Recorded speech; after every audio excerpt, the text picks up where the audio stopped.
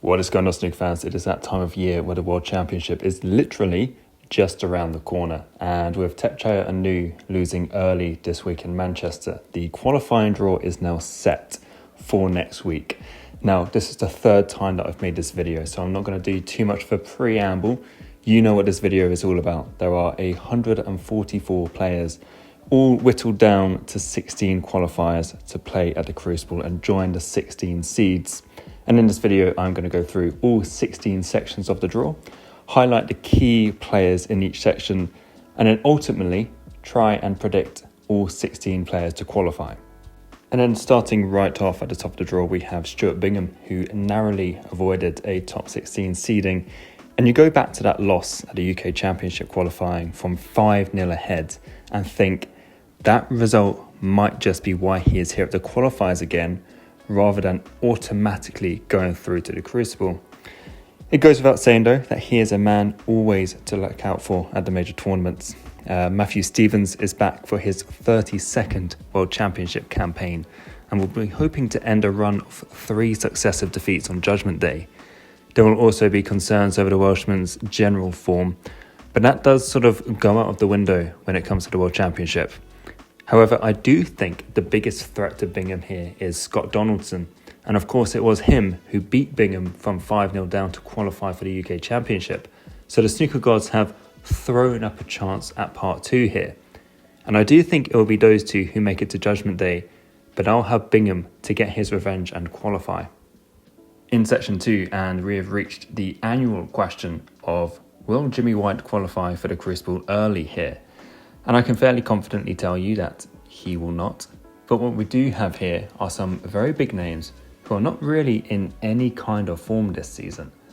Hussein Fafai did reach a quarterfinal at the recent World Open, but that was the only time he has got past the last 32 of any event this season, and that's left him at 36th on the one-year ranking list.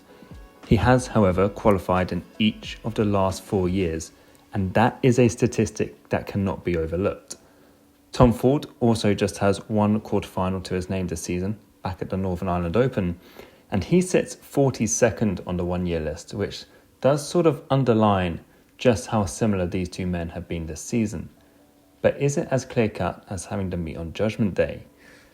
The veteran Mark Davis has not reached a single last 16 all season, so you'd have to say the chances of him getting to the Crucible for a 12th time look very slim this year.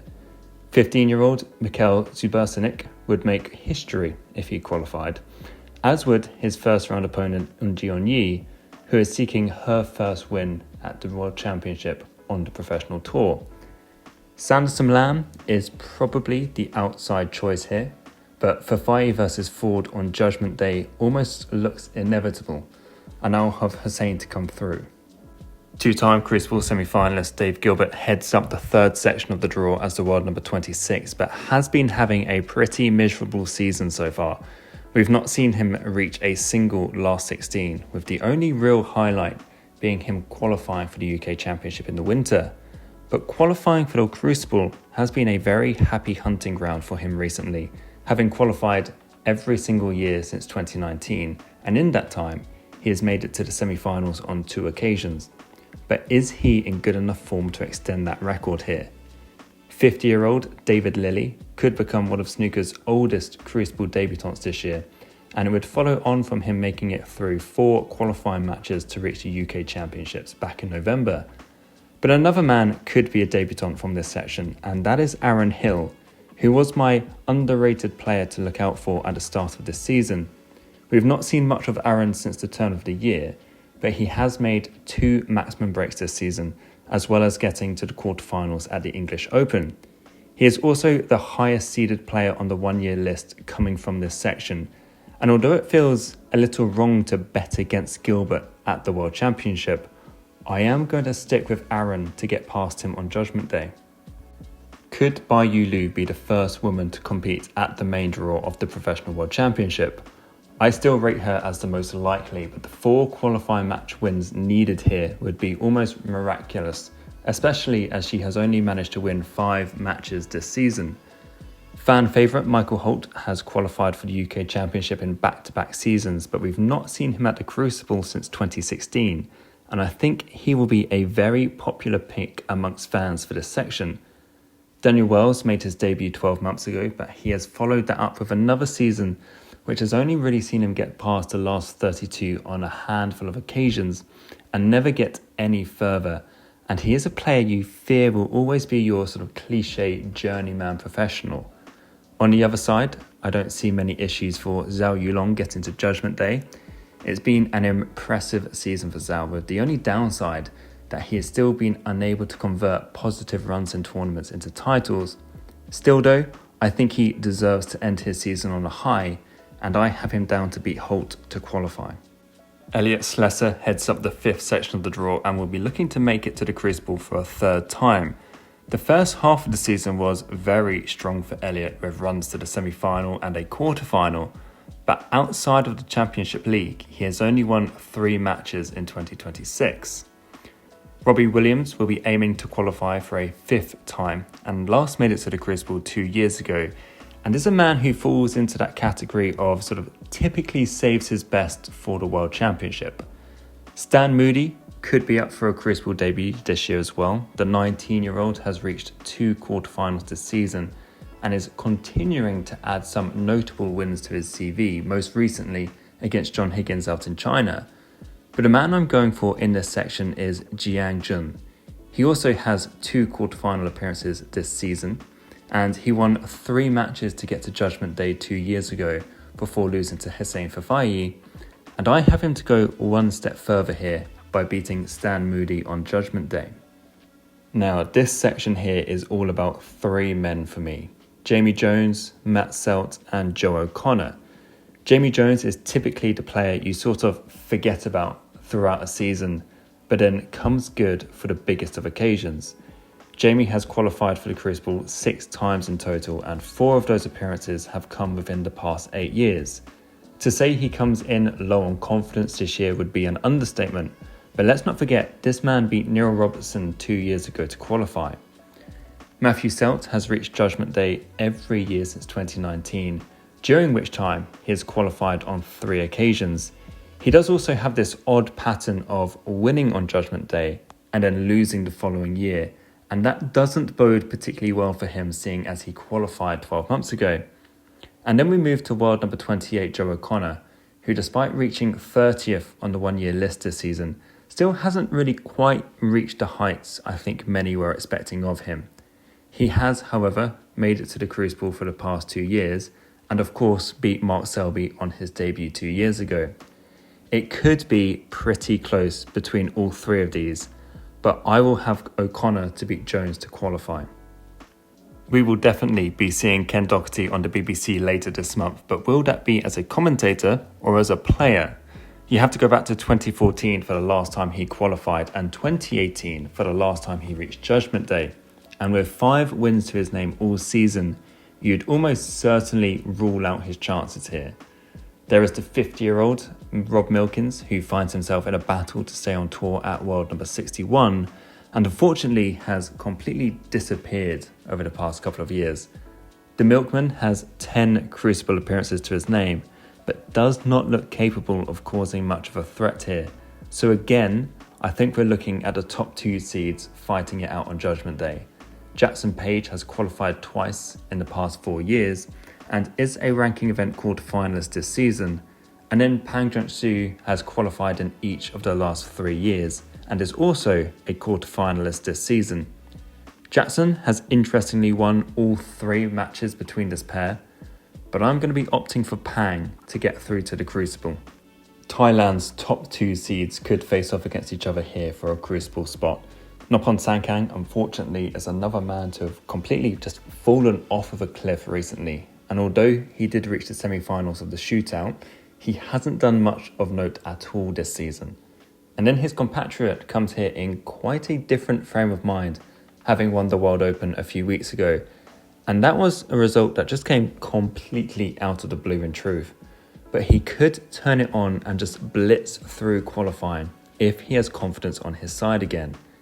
Ricky Walden is another old hand that you can't really ever rule out at the qualifiers, even if he does not have any form going for him, highlighted by the fact that he has qualified 3 times in the past 5 years.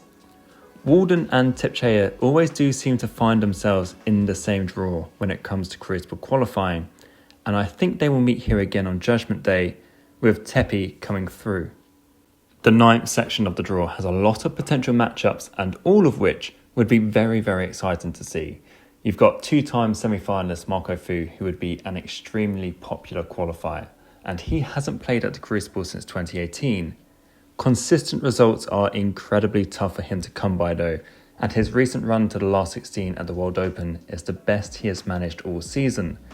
Jack Jones returns to the qualifiers after being seeded 12 months ago, but this is the environment that he has thrived in before, qualifying in back-to-back seasons, and the last of which of course saw him go all the way to the final. Luca Brissell is also here, and whilst unfortunately he is still a shadow of the player he was when he won the title 3 years ago, recent social media posts may be suggesting that he's been putting the work in for this tournament, which isn't something we've been able to say too often recently. And then there is Changbin Yu, a man who made a 147 in UK Championship qualifying, reached the Scottish Open final, and then put in that literally perfect display to beat Murphy at the Welsh Open. He is yet to play at the Crucible, but I think that will change this year, and I have him down to beat Jones on Judgment Day. We have another consistent World Championship qualifiers player here in Ryan Day, who has made 16 Crucible appearances and has qualified for 3 successive years. He has also made a quarterfinal this season, so will be amongst the favourites to qualify here yet again. Ishpreet Singh Chadha could become the first Indian player since Surinder Gill in 1994 to play at the Crucible. He has, however, had a pretty uneventful season, with a run to the last 16 in Germany the best that he's been able to muster. We do have another ranking event winner here in this section in Jordan Brown, whose best performance this season was a quarter-final run at the Northern Ireland Open. You do need to go back 6 years though for Jordan's one and only appearance at the Crucible. And then there is Lee Pai Fan, who had that standout season last time around where he won the Scottish Open and then beat Kyron Wilson at the Crucible 12 months ago. Things have been a lot tougher going this season, but he still did qualify for the UK Championship, and he also beat Sean Murphy at the Champion of Champions. I do think again the 2 highest seeds will meet on Judgment Day, and I will have Lee Pai Fan to come through. Gary Wilson is back in the qualifiers after being a seed at both the UK Championship and the Masters earlier this season, and it's been a pretty decent season overall for him, which has included getting to the Wushan Open final, as well as another quarterfinal and a semi-final in there as well. Zhu Zi is gunning for a Crucible debut at the 9th time of asking, but does not come to the qualifiers off the back of a good season at all, with just a single run to the last 16 of any event all term. But the further you look into the section, the less chance you see of someone disrupting the seeds. Stuart Carrington has qualified 3 times before, but not since 2018, and we really have not seen him at all recently. Liu Hongyu has not made it past the last 64 of any tournament this season, and then Alan Taylor has just enjoyed 1 visit to the last 32 this season. There are no guarantees, but Gary Wilson getting out of this section feels almost nailed on, and I have him beating Zhu Zi to do just that. World number 22 Zhang Anda has enjoyed a bit of an upturn in form this season after reaching a final at the World Grand Prix, and has a further 2 quarterfinals to his name as well. This is the first time he has been back at the qualifiers though since 2013 after being a seed for the past 2 years. Zach Zurity made his Crucible debut last year and has followed that up with a run to the quarterfinals of this season's International Championship. Liu Haoshan is a 4-time Crucible qualifier and has also reached a ranking event quarterfinal this season. But I'm actually going to go for an outside bet here in this section by choosing the world number 75 Louis Heathcote to become our next Crucible debutant. He too is a ranking event quarterfinalist this season, and after losing on Judgment Day in both 2020 and 2024, we'll be hoping it could be 3rd time lucky this time around if he gets there. It is a strong section, and Louis is definitely the outside bet here, but I have him down to beat Liu Haoshan on Judgment Day to qualify. We have two crucible heavy hitters here in section 13 with Ali Carter and Anthony McGill on a possible Judgment Day collision course.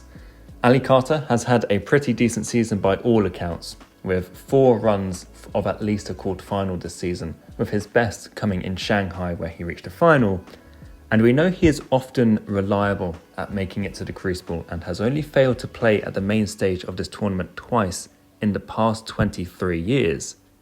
Anthony McGill used to be Mr. Reliable at the qualifiers as well, but has failed to win a match here over the past 2 seasons. The Scotsman has also reached a final this season, but that was rather out of the blue when you see he's only ventured beyond the last 32 on 1 further occasion. Martin O'Donnell is still waiting a crucible debut, which perhaps is a surprise for many, seeing as how regular he has been on the snooker tour for a fair while now. And he has reached Judgment Day on 3 occasions, including last year where he lost out to Chris Wakelin. David Grace could be worth a slight punt at winning 4 matches to get through, but in reality, I do struggle to look past the finale between Carter and McGill, and I would have to play it safe and have Ali to go through. Stephen Maguire won the very first tournament of the season and will be looking to finish his campaign with a return back to the crucible after failing to qualify 12 months ago. And he is another man who you usually count on, and that is despite failing to qualify twice in the past 3 years. Ben Williston made his second crucible appearance 12 months ago when he went on to beat Mark Selby in the first round, but this season has only produced 3 runs to the last 32 out of a tournament, and he hasn't progressed any further.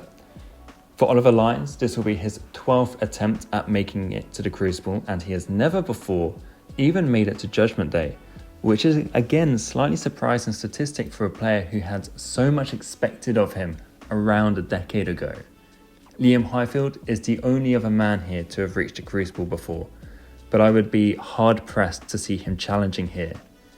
Williston and Lyons present banana skins, but I do expect Maguire to come through by beating Lyons on Judgment Day. The world number 31 Yuan Zhijun is another man seeking a crucible debut and has lost on Judgment Day 3 times in the past 4 years. It has been another reliably steady season for Zhijun, with a run to the quarterfinals of the shootout the best he has managed all season. Jimmy Robertson has 5 crucible appearances to his name and was on the wrong side of a fairly controversial 10-9 score against Matt Selt on Judgment Day last year, despite being 8-3 ahead earlier in the match. He too has managed just a 1 ranking event quarterfinal this season, and it has been a season that has been blighted with a lot of early exits. Fan Zhengyi has qualified twice in the past 3 years, so is worthy of consideration, and Jamie Clark, who has regained his tour card for next season, will also be looking to return to the crucible after a 4-year absence. And there really isn't an awful lot to choose from in this section between most of the favourites, but I am going with Yuan Zhijun to get past Jimmy Robertson on Judgment Day. And finally, ladies and gents, we have reached the final section of the draw, where we find Jack Lazowski, who despite winning in Northern Ireland and getting to the Welsh Open final this season, still didn't do quite enough to book himself automatic passage to the Crucible.